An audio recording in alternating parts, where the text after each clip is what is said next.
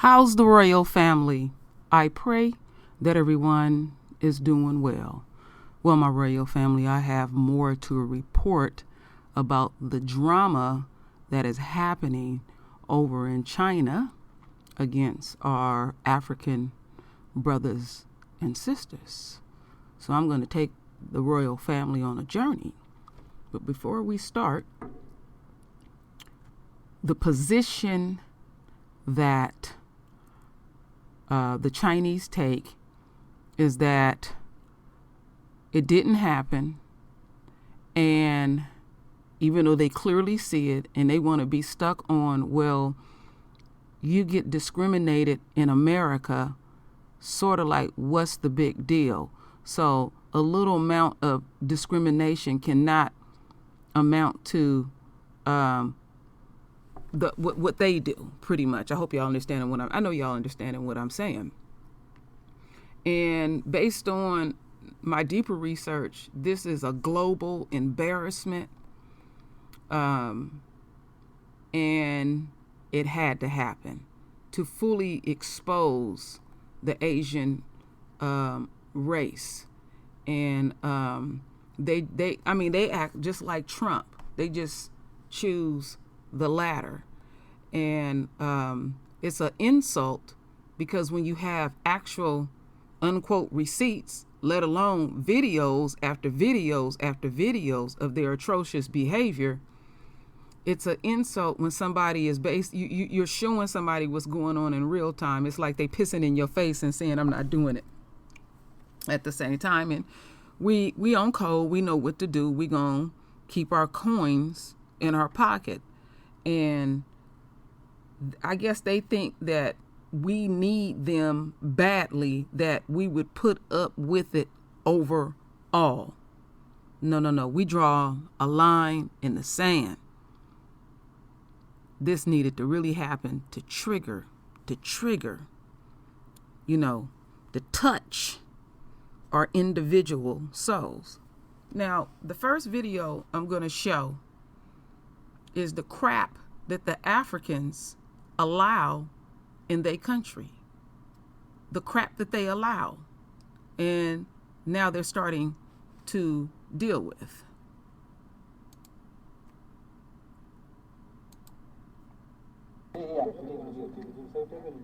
It is a go-slow by a group of employees at Chongqing Chinese restaurant along Galana Road in Kilimani area who have left their workstations to decry an injustice they say has gone on for far too long, one they want to give a voice to, even if it comes at a cost. It is allegedly an open secret, at least one shared by this group of employees, who say that more often than not, they are forced to relay an unwritten rule here. No African guests are allowed at the restaurant after 5 p.m. Some of the times when I am serving a client on the table, and the order is clear that Africans are not allowed to be in the restaurant past 5, then I'll just have to tell them that you're not allowed in. So they'll ask me, why do you say that? Why didn't you tell us that thing early? What I will do, I'll just try to explain to the customer so that he or she doesn't get that annoyed. But at long last, he or she will have to leave. It is an allegation that the restaurant's managing director has dismissed through a press statement, saying the restaurant is open for all clients who use the facility, but in the evening it is only open for our residents, those who are residing in our hotel. The statement further reads that this may have given the impression that only Chinese are welcome here in the evening. Nothing could be farther from the truth. The hotel says the policy was informed by previous robbery, which was a setback, and reinforced the perception that Kenya was a dangerous place to come. If she's an African and she's accompanied by a European or a Chinese, she can come in. But even as the allegations of racism continue to be made against the management, it is emerging that the restaurant does not have an operating license. The owner was on Monday accused of operating a restaurant without a license and was bonded for 50,000 shillings. And it seems the management is not only accused of racism by its own employees, but also of exploitation. Kufika nyumbani nikapigia mama simu, kamwambia mtoto ni mgonjwa, lakini nitakuja nachukua siku 3 siku 4. Kurudi hapa msichana wake ile anaitwa Hester, kaniambia wewe umekaa siku nyingi utakuwa taxed at 2000. Nikawa ni ukweli. Sasa niulize kama hiyo maisha ndio tunaishi ama ni sheria gani inasema mtoto akiwa mgonjwa akatwe pesa? Hiyo maneno mwangalie na serikali ya mulike. I've been working here for 4 years, you see, and my NSSF and NHIF, they've been deducting it monthly, but it does not reflect in my account. Advocate Lempasu Yinka says if indeed the allegations against the management of the restaurant are true, then it is a violation of the Constitution. Our Constitution is very clear. We have Article 10 on the national values, on human dignity. Secondly, we have Article 20 that binds all people, including private entities, to respect and uphold and promote human rights. Secondly, we have Article 27 on non-discrimination. He adds that such a restaurant should not be allowed to operate. The state, which is obliged to uphold the rights of all people, should at the minimum cancel the license of these people if it is true, because if they don't, they'll be acquiescing themselves with this discrimination. The owner has been ordered to appear at the Milimani Law Courts on Thursday at 9 a.m. over accusation that the restaurant is not licensed. Salim Bilu, Monday Special. Well, okay, that's okay. So, none of y'all are surprised by this, but this, you know, I know some of our African brothers and sisters listen. You got to take responsibility too. Now, you allow these folks to come up in your country and run rogue and rampant. And our relationship is kind of shaky too. But my love for my African brothers and sisters will never waver. We got to come together on this. So this is a big wake-up call. And I'm going to just leave it right there for now. And I'm trying to decide what video I should show y'all next. I'm going to go ahead and play this audio, and then the next video I'm going to play is going to give a bigger picture of what's really going on. And then I have a bonus video for the royal family. Report: Chinese landlords forcing Africans to pay double rent, citing coronavirus. So they have doubled down. This is the 16th of April that this came out. Report: Chinese landlords forcing Africans to pay double rent, citing coronavirus. By Gabriel Reyes on April 16, 2020. Africans in the southern Chinese city of Guangzhou are being forcibly evicted from their homes, and those allowed to stay are being charged double for rent, DW News reported on Tuesday. In recent days, the city's sizable African population has faced mounting discrimination from the native Han Chinese amid the ongoing Wuhan coronavirus pandemic. The Han blame Africans for a second wave of coronavirus in China, despite the fact that there is ample evidence that the first wave, the original wave of coronavirus, never abated fully in China. Africans have been ejected from hotels at night, arrested, and deported despite having no recent travel history or known contact with coronavirus patients. Restaurants have posted notes on their doors stating they will not serve black people. Several Africans report being evicted from their apartments by their landlords, and some have claimed that they were forced to pay double in rent. Hermanasa and other local African residents told DW News on Tuesday that they were either forced to pay extra or turned away. Sometimes if you want accommodation, you pay extra. If a house costs 1,000 yuan, $141 per month, you will pay 2,000 yuan, $282. You can't argue. If you do, they won't listen to you.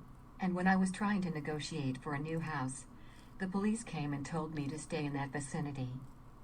The security guard called the police, and then they came and told me I could not stay in that area, Asa said. Kenya admonished China on Tuesday for the racial discrimination against its citizens in Guangzhou.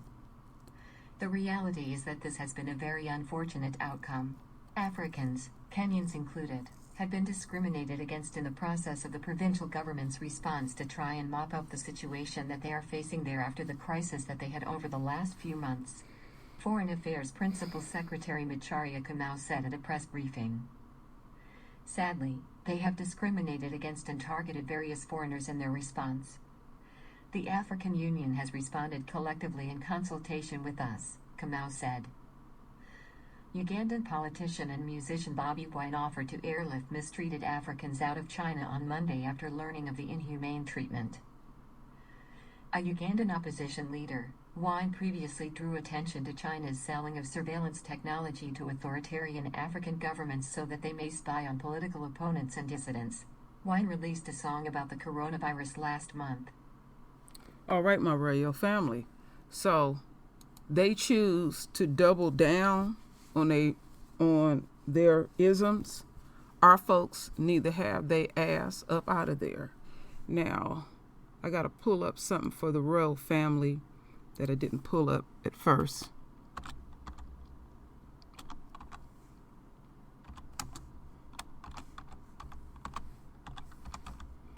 Okay, let's get into this. Okay, where are we? Right here. Okay, let's go to home. Oh, here it is. Okay, I'm gonna read it real quick. Second outbreak coming. Okay, remember I was talking about they have a second coming? Well, let's listen to this video. Let's get a little deeper into it. Let's get a little deeper into this. This video is very, very current. So I would say it was about 12 hours ago.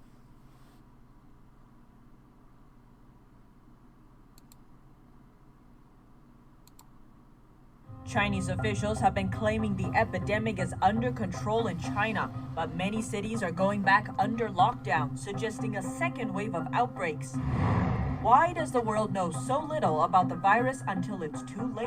An internal document issued by the Chinese regime, known as Document Number 3, seems to explain. After China and Russia closed its border, Chinese citizens stranded in between. In order to prevent them from coming in, rewards offered to report anyone who enters the country. An anonymous tip alerting police to discover a nursing home in New Jersey overwhelmed with dead bodies. UK's foreign ministry says the Chinese regime will have some hard questions to answer. This as Beijing comes under growing scrutiny over its handling of the virus outbreak. Welcome to China in Focus. I'm Tiffany Meyer. A Taiwanese politician posted several documents online which suggest a second wave of outbreaks has begun in China. The documents from mainland China are urgent notices for 5 cities and 3 provinces, Hubei, Guangdong, and Hebei. Another notice appears to show one residential block in Wuhan has resumed lockdown because of an asymptomatic case. Authorities in another city in Hubei province have begun checking people's temperatures again after an asymptomatic case was confirmed. An urgent notice from a company in Guangdong says the virus is spreading again in its city and the situation is serious. It tells all employees to return to the company dorm and stay there. These are in addition to lockdowns in 2 districts in a city in Hebei province, which we reported on previously. Yesterday, we showed you the video of people waiting outside a hospital in Harbin City. A new video shows a residential block in the same city being sealed off with iron poles. The person taking the video says it's locked down again. In this video, a lady telling residents her residential block is now locked down. The on-screen text says, "There are no suspected cases in my residential block here in Harbin. I don't know why it's locked down again. This is really too hard for us." In the last 5 days alone, at least 9 businesses caught on fire in China. On the night of April 15th, a factory in Zhejiang province and a market in Hunan province caught fire. On April 14th, an auto parts factory in Jiangsu province, a food company in Hebei province, and a ceramic factory in Guangdong province. On April 12th, a chicken farm in Liaoning province, a warehouse in Hebei province, and a financial building in Guangdong province all caught on fire. On April 11th, a machinery company in Zhejiang province. Many businesses have been hit hard by the CCP virus. One netizen proposed 2 reasons for the fires. Either the businesses can't survive and the business owner wants to claim insurance, or as authorities urge companies to go back to work, since many of them have no customer orders, they just pretend they are working by turning on electric devices like kettles. The devices then malfunction and start the fires. This video shows the frustration felt by a factory owner in Guangdong. He's smashing his own machines. Canadian officials are calling for sanctions on Chinese officials involved in covering up the epidemic. Former Attorney General Erin Kotler criticized the regime for concealing the early stages of the epidemic and preventing countries around the world from preparing. And he's not alone. His supporters say the Canadian government could impose travel bans and freeze assets of human rights abusers under the Magnitsky Law. Document number 3. Many see it as one of the major reasons the world has been caught so off guard by the CCP virus. Now, for the first time, the entire copy of the Chinese regime's internal document is exposed to the public. The CCP virus, also known as the coronavirus, is a never-before-seen threat. That's why it's so critical for scientists and health experts around the globe to have access to information about it. It's especially needed to develop test kits, treatments, and vaccines, which save lives. But since the start of the outbreak, that data has been scarce. The outbreak has now developed into a global pandemic and has killed over 100,000 people outside of China. The outbreak was developing in China for months before it seriously hit other countries. So why was the data so limited? One document issued by the Chinese regime appears to explain. This version was obtained by Taiwanese media The Journalist, or Xinxinwen, on Wednesday. A portion of the document was also quoted in a bombshell report by Chinese media Caixin, as well as by a website run by the local government of a Chinese province. But no one really knows what it looks like. Its content reveals why the world knew so little about the virus until it was too late. The document was sent to local health officials on January 3rd. It ordered that, quote, those institutions or individuals who have already obtained the biological samples of the virus from relevant medical and health institutions should immediately destroy the samples or send them to a depository designated by the state. The document also demanded that without permission, no one should offer biological samples or relevant information about the samples to any institution or individuals. Lastly, it required that during the outbreak control period, no institutions or individuals should publish any information about pathogen testing or any lab results related to the virus. Relevant research papers or results need to be approved by government agencies before being published. How much information about the virus could survive these orders? That's why, despite obtaining the virus genome sequence as early as December 27th, no labs in China shared it with the world until 15 days later, on January 11th. According to Chinese media outlet Beijing News, a Shanghai lab ordered the virus sequence on January 5th.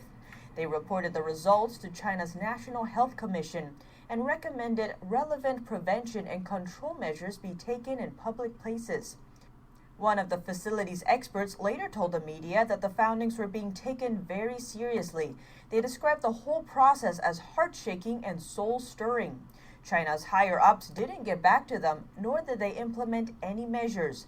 The Shanghai lab could do nothing but share the sequence on overseas virology websites on January 11th. But when Chinese authorities said no virus information was to be published, they meant it. The next day, on January 12th, authorities shut down the lab. The lab submitted an application 4 times for permission to reopen, but never heard back. It's unclear how well the Chinese regime understood the danger the virus presented when they issued document number 3 to ban the spread of information. Both before and after January 20th, when China admitted that there was human-to-human transmission, the regime told state media repeatedly that the virus was preventable and controllable. As of Wednesday, over 2 million people outside of China have contracted the virus. Over 100,000 have died. A new hotline set up by the Chinese regime is rewarding citizens for reporting anyone, including Chinese citizens, who cross over the closed border with Russia and into China. NTD Xi Wenrong has more. As the situation inside Heilongjiang province worsened, the Chinese regime last week temporarily closed that province's border with Russia. One Chinese lawyer says it's a way for the regime to shift blame. They have a basic method of shifting the blame to others. They want to create the impression that the domestic cases are under control, and they would love to label all the new cases as imported cases. They are using this method to kind of shift people's attention from the real domestic situation. On April 13th, Heilongjiang Provincial Authority announced it would reward citizens for handing over or reporting illegal entries at the border. This includes Chinese citizens coming from abroad. The reward per report could be more than $700. I think this is a very cruel, inhumane, unethical, and illegal practice. They have deprived people of their basic human rights, treating their own citizens as terrorists and robbers. As we previously reported, some Chinese citizens in Russia were sent back by the Russian government due to the pandemic, and some are returning home with the belief that the Chinese regime has things under control. The Chinese Communist Party knows that Russia is sending away Chinese citizens, but the regime has closed its border. In fact, they are just trying to keep the number of so-called diagnosed to zero in their own country. To keep it like that. They don't care about the lives of their own citizens. Chinese history expert Li Yuanhua said this situation contrasts with democratic countries where governments make every effort to send evacuation planes to China to pick up their own citizens and bring them to safety. You can't ignore everything. The law, the basic rights and dignity of being human, just to combat the pandemic. This is against the law and the moral bottom line. A resident in Harbin, Heilongjiang, agrees. The Chinese regime is irresponsible. They should take the initiative to bring their own people back, and not to wait for another country to send them back. In a video circulating online, a netizen said every day there are Chinese citizens crossing the border who get stuck there. Their tweet said these 31 Chinese citizens were stuck on the street between Russia and China for 12 days. They hope that the regime could arrange something, but in reality, they're wandering around as a result of arrangements made by the Chinese regime. Reporting by Shi Wenrong, NTD News. And UK Foreign Minister Dominic Raab said China will have some hard questions to answer about how the pandemic started. Our UK correspondent Jane Wirrell has more. Dominic Raab, standing in for Boris Johnson, said there needs to be a deep dive review into how the outbreak happened in response to a question during the daily press conference. He warned that it cannot be business as usual with China after the crisis. We ought to look at all sides of this and do it in a balanced way. But there's no doubt we can't have business as usual after this crisis, and we'll have to ask the hard questions about how it came about and how it couldn't have been stopped earlier. He said the UK would very carefully look into how the outbreak happened and what could be done to prevent it happening in the future. He said the country would be working closely with its international partners, including the WHO. The UK has said it doesn't have plans to stop funding the WHO, which has come under scrutiny over its ties to Beijing and handling of the pandemic, although a spokesperson said the organisation must learn lessons. The UK is giving $81 million to the WHO. A number of senior Conservative politicians in the UK have been vocal about the Chinese regime recently, saying the state must face a reckoning over how the pandemic was handled. Jane Wirrell, NTD News, London. It's been discovered that the Chinese regime is using Facebook to push paid propaganda about the CCP virus outbreak. The ads have been viewed over 45 million times and praised China's response while calling President Trump racist. Chinese state-run media is using paid advertisements on Facebook and Instagram to spread false information, rewrite China's part in the pandemic, and attack President Trump.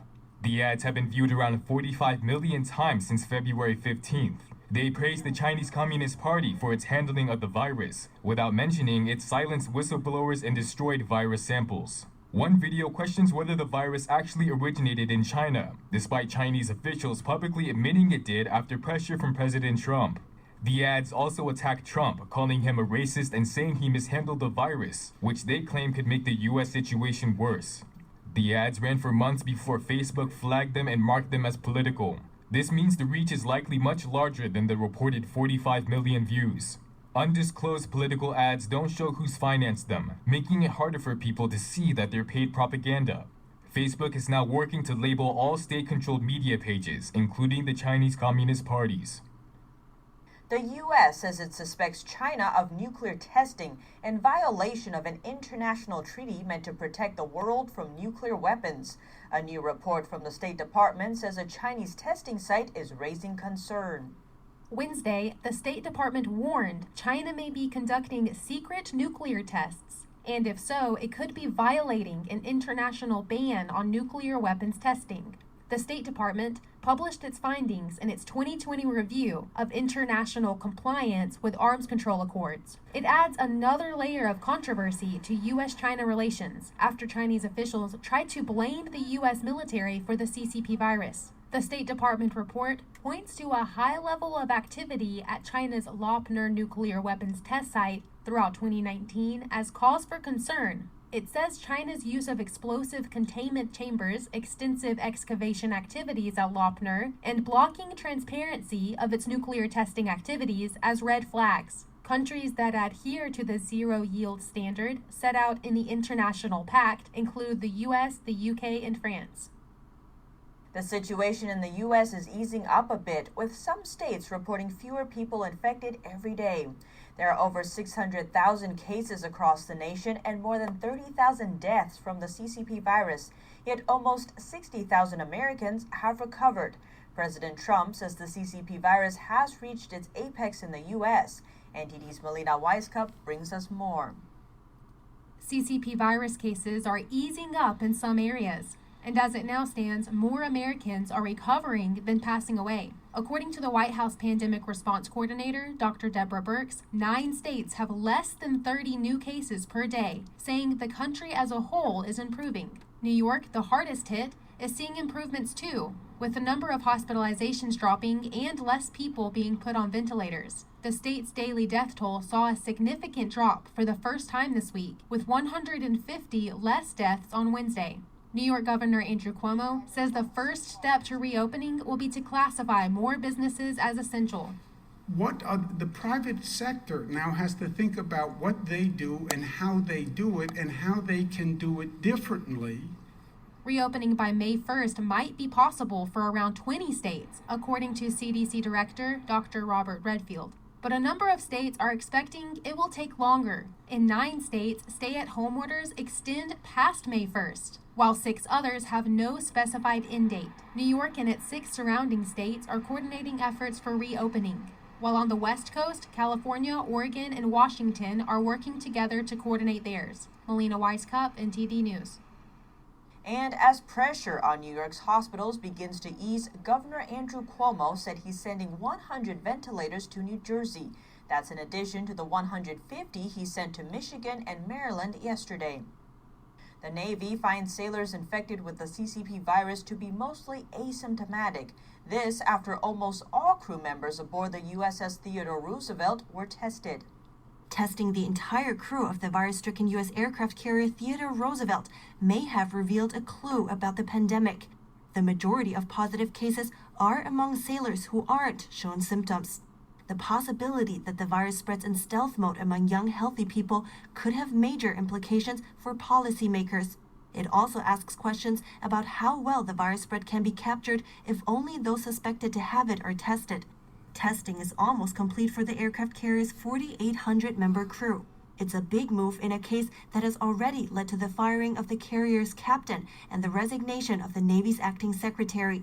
Roughly 60% of the over 600 sailors who have tested positive so far have not shown symptoms. The Navy didn't speculate about how many might later develop them. The figure is higher than the 25 to 50% range offered by the White House Coronavirus Task Force member, Dr. Anthony Fauci. A CDC report says more than 9,000 of the nation's healthcare workers have been infected by the virus, but some say the true number is much higher. The number is likely an underestimate because most reports of COVID-19 cases do not include whether the person works in healthcare. The CDC says more than a half of those healthcare workers got infected on the job. 90% of them were not hospitalized. A CDC official says health workers did not realize at first how quickly people without symptoms can spread the disease. An extraordinary number of deaths over the weekend appear to have overwhelmed a nursing home in northern New Jersey, where police responding to an anonymous tip found more than a dozen bodies. Police say that 5 bodies were found Sunday and that 13 more were found Monday at the Andover Subacute and Rehabilitation Center in Andover Township. We removed 13 bodies on Monday night. There were believed to be a total of 17 there. Officials say the remains were among 68 deaths linked to the home, including both residents and 2 nurses. There is a backlog of information and numbers that are being thrown out there, from whether it's coming from inside the facility, from upwards at the state level, down to the local level. The New York Times reported that at least 26 of those deaths were confirmed to be related to the CCP virus. Police say that the nursing home is understaffed and needs protective gear, which it got yesterday.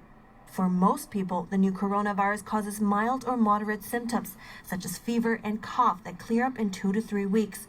For some, especially older adults and people with existing health problems, it can cause more severe illness, including pneumonia and death. Hospitals in New York City have their hands full taking care of virus patients. One hospital in Manhattan is adjusting its policies to allow some comfort for patients and their families. As the number of infections climbs in New York City, doctors at Mount Sinai Beth Israel Hospital in Manhattan face a staggering challenge. But amid the tragedy, a measure of comfort for patients and their families. Until recently, if you had the virus, you wouldn't be able to see any visitors, doctor's orders. But that rule has since been reversed. We decided to change it for patients where they're very near the end of life because we wanted to give family members the opportunity to be with their patients. He added the hospital is doing everything it can to minimize hardship for patients and their loved ones. I think that that's one of the most tragic pieces of this disease, is because it's so contagious that people do end up just dying alone. But among the suffering, he said there's hope in all the medical staff coming from other states and hospitals wanting to help. And the virus crisis gripping New York City, a nonprofit is helping to ease the burden on the city's emergency rooms. It's taking the medicine on the road to treat the city's homeless. Project Renewal's medical van makes its way around the city to deal with any medical needs. The van stops at shelters and soup kitchens 2 to 3 times a day. Right now we're trying to keep as many people as we can out of the emergency rooms by providing our doctors and other providers out to the shelters to assess clients. If they have Dr. Edelstein said the van staff treat patients on the assumption they have the virus. New York has more than 700 designated isolation units for homeless residents with virus symptoms. We haven't been seeing a huge surge in patients that have had COVID-like or flu-like symptoms. We have had a lot that do, but mostly we're still trying to deliver primary care services to those that need it. The city was tracking some 400 homeless residents among those who tested positive for the virus, and 27 more have died. And in a business roundup, the Fund for Small Business Support Loans is maxed out. Over 1 million loans totaling $349 billion have been approved to help companies keep employees on payroll. The government's Paycheck Protection Program has hit its $349 billion limit and is out of money. 1.6 million forgivable loans have been approved to help small businesses through the crisis. More money is expected to pour into the program, but the details are still being finalized. Investment bank Morgan Stanley's first quarter profit dropped 30%. The company's CEO, recovering from the CCP virus himself, says the stress on the global economy is real and will take time to recover. The International Monetary Fund says 5 nations have pledged a combined $11 billion to loan funds for poorer countries. Japan, the UK, France, Canada, and Australia will help less wealthy countries prepared to battle the epidemic. Verizon has bought video conferencing software BlueJeans for less than $500 million. BlueJeans is a competitor to Zoom, whose share price plummeted recently because of serious security flaws. Verizon was to utilize it for telemedicine and distance learning. And the UK's Prime Minister is still recovering from the CCP virus. That while the country's lockdown has been extended. With Britain having one of the world's highest death tolls, citizens will now be in lockdown for at least another 3 weeks. The announcement was made by stand-in leader Dominic Raab. Prime Minister Boris Johnson is still recovering from the virus. With Portugal's number of confirmed cases up to nearly 20,000, the country is extending its state of emergency too. The extra 2 weeks will go in effect tomorrow. And in Italy, the death toll keeps climbing despite a downward trend in the number of new cases. The country's new normal means routine tests for citizens and sanitization of everything, from streets to shops to hospitals. Singapore reported its largest jump in daily confirmed cases today, over 700 in 24 hours. On the bright side, there were no new deaths, leaving their number of casualties at just 10. The French Armed Forces Ministry says nearly 700 of its sailors have tested positive for the new virus. Nearly 700 sailors assigned to the French aircraft carrier Charles de Gaulle have tested positive for the coronavirus. The French Armed Forces Ministry said on Wednesday almost 1,800 mariners, nearly all from the carrier, had been tested so far. Results have yet to come in for a third of those tests. Charles de Gaulle initially set sail for the Mediterranean in January to support French military operations against Islamic militants in Iraq and Syria. The carrier had most recently been taking part in exercises with Northern European navies in the Baltic Sea. It arrived home in France 2 weeks earlier than expected, after around 40 crew members showed signs of COVID-19 symptoms. Sick crew members were placed under strict observation on board the nuclear power carrier, and a team ready to carry out the first coronavirus tests was airlifted to the vessel. Crew from the Charles de Gaulle and the frigate Chevalier Paul are now in confinement within their naval base. Charles de Gaulle's warplane and helicopter pilots are also in quarantine. The Armed Forces Ministry said the Navy chief has ordered an investigation into the outbreak. Contact tracing has been used for decades to control the spread of infectious diseases. But what is it exactly? What is contact tracing, and how can it help stop the spread of infectious diseases? The basic idea is simple. Track down infected people, then find everyone who has been near them and encourage those people to stay home until it's clear they are not sick. Large portions of the world's population are currently on lockdown, but it's when restrictions are lifted that contact tracing is likely to become even more important. Doctors say that once people return to school and work, each infected person could easily come into contact with 1,000 others. But contact tracing requires extensive testing, with a need for hundreds of thousands of health investigators to carry out the tests in the US alone. Technology could hugely improve efficiency. Apple and Google say they are collaborating on apps that can identify people who have crossed paths with a contagious patient and alert them. That does raise some privacy concerns, though. Such a database could be a hacker's goldmine and be prone to governmental abuse. Apple and Google said that apps seeking to use its tools would need to be voluntary, but unless they are widely used, they won't achieve their purpose. We are starting off with President Trump's message to truckers today. He called them heroes for trucking during these hard times. And people across the country are also showing their appreciation. NTD's Miguel Moreno has more on that. You wouldn't switch jobs with anybody, would you, huh? On Thursday, President Trump recognized those who deliver the oh-so-important supplies that hospitals and grocery stores need. To every trucker listening over the radio or behind the wheel, I know I speak for the 330 million plus Americans that we say, thank God for truckers. Countless others are also cheering for truckers. Good Samaritans across the country have been showing truck drivers their appreciation for their long hauls amid the pandemic. Like Tina Peterson of FedEx, someone gave a hot meal to her and her husband. My husband Dave and I have had a family give us a meal out of the back of their pickup truck at a rest area that they put together for truck drivers. We've received thumbs up from motorists on the highways and have seen people standing on overpasses waving American flags to the passing trucks. The president gave an award to representatives of America's truck drivers at the event. He also pointed to the Paycheck Protection Program for small businesses. The fund is now empty, but he said he's looking to replenish it with $250 billion so truckers get the pay they need. Miguel Moreno, NTD News, New York. Here at China in Focus, we bring you truthful, unbiased reporting. Don't forget to follow us on social media for the latest.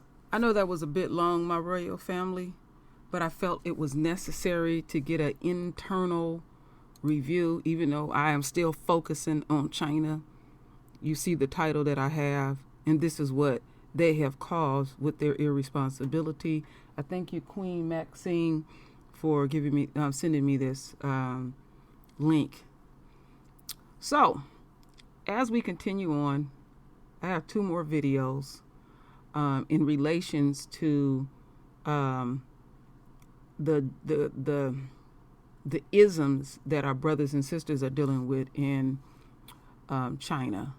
So I know many y'all have heard about Bobby Wine, that he's put together to airlift our brothers and sisters out. Also, along with, I think his name is Neil Nelson, who owns Black Atlantic Star. They're doing that in various businessmen. So this is a short video, but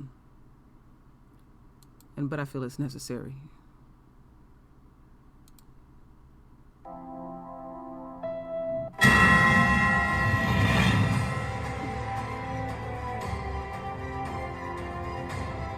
To the Ugandans in China, to the Africans in China, we are with you, we are rooting for you. It is very unfortunate that you're being treated like this, mainly because you're black. We've seen videos that are very disturbing. I'm in touch, I've written to various heads of state in Africa here, and I'm also working with other friends, including the Black Lines in Atlanta.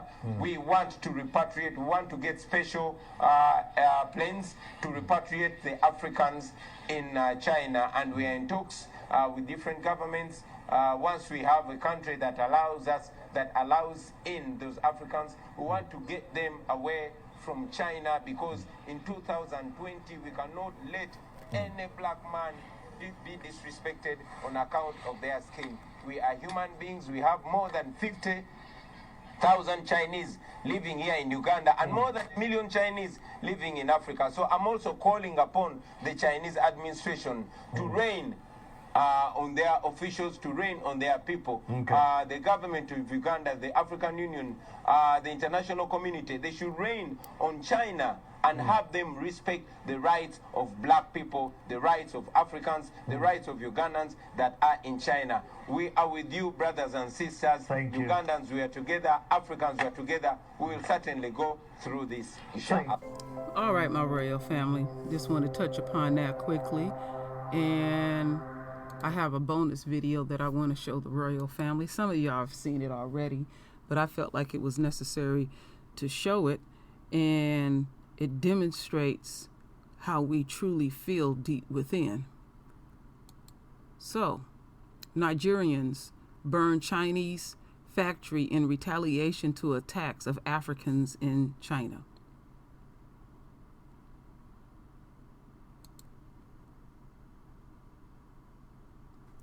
Wait a minute, let me take that one down.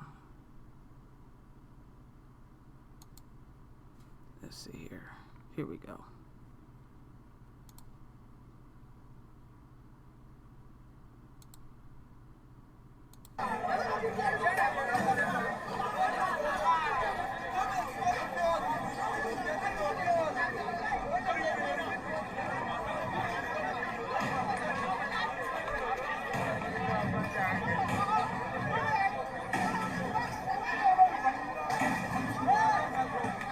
This is happening live in one of the Chinese company. The youths are angry. They said enough is enough. They don't want to take this trash. So as you're watching now, you can see what's happening. Even the police, they don't know what to do again.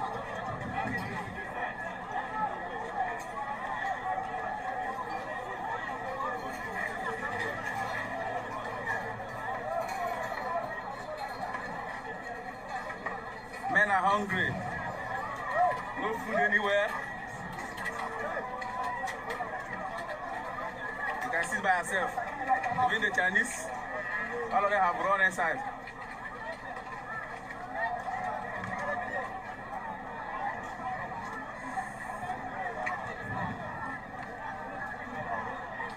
destroy the company, destroy the material.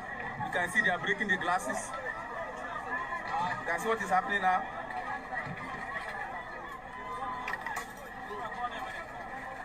Even the soldiers, the armies, rest of them.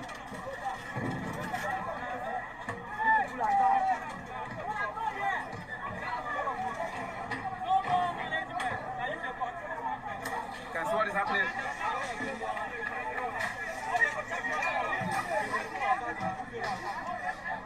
You can see how they are destroying the glass.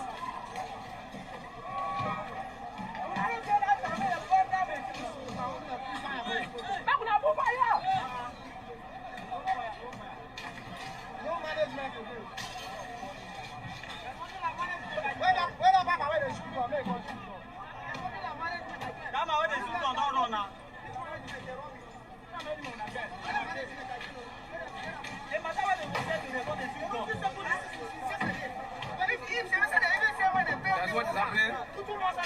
I'm live and direct.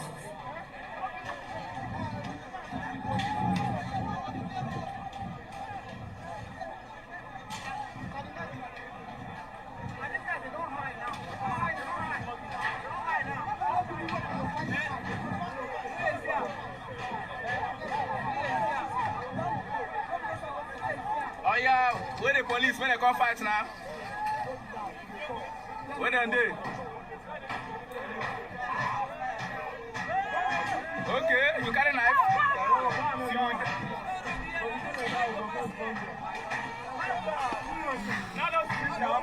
That's it live.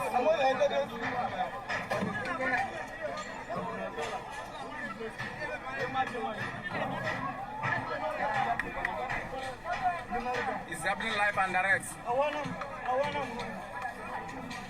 The ambition is that Chinese will go.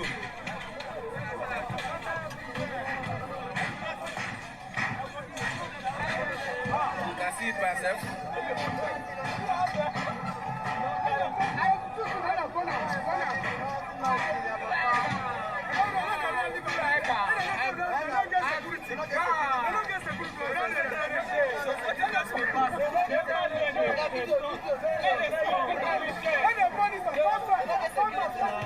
Are you serious?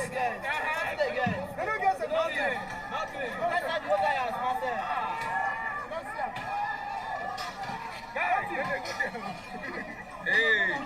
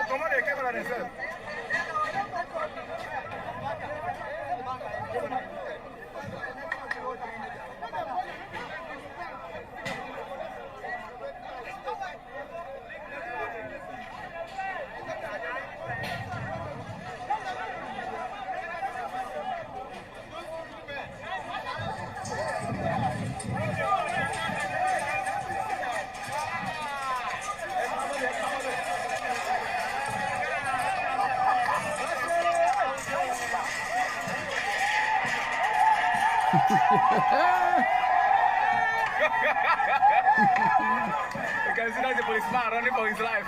That's the policeman. Oh my God. That's the policeman running for his life. Oh my God.